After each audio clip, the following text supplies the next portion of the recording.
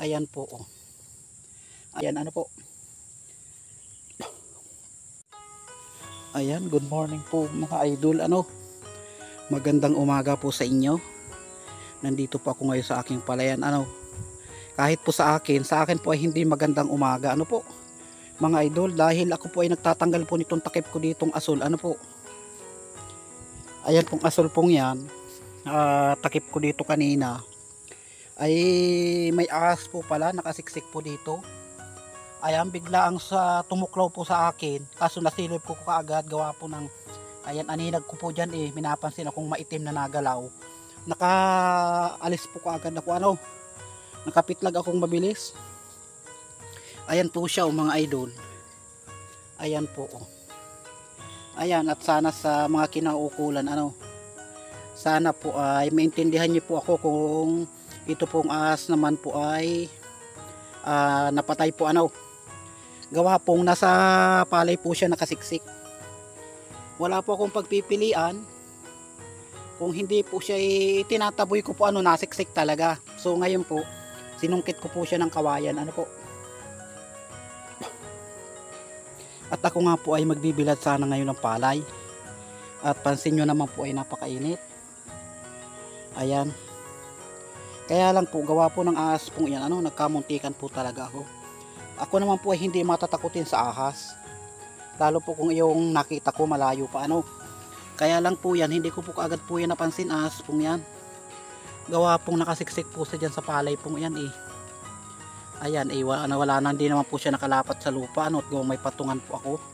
Gawa ng bumaha, kabilang linggo, inabot yung palay ko, kaya ginawahan ko ng patungan. Ayan, kanina akin pong tinatanggal yung taklob, nasilip ko po siya dyan na medyo maitim.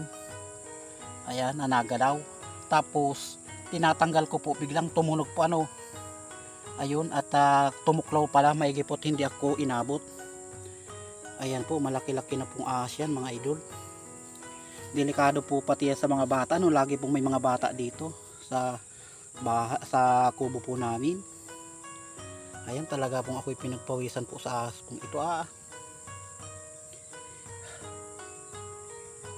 Ayan, delikado po ito, mabuti po at mabilis-bilis po ako kumilos, at napansin ko.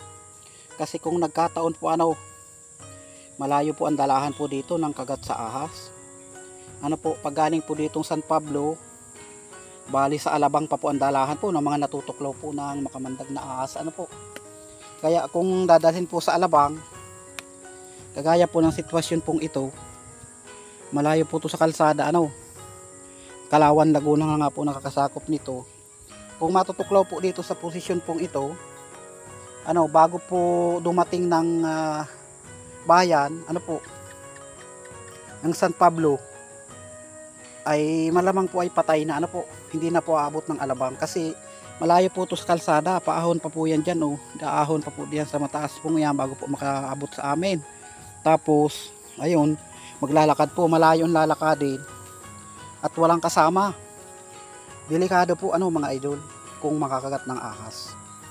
Ayan, at talaga naman pong malayo po ang dalahan ng natutuklaw ng ahas, at mag-aalabang pa.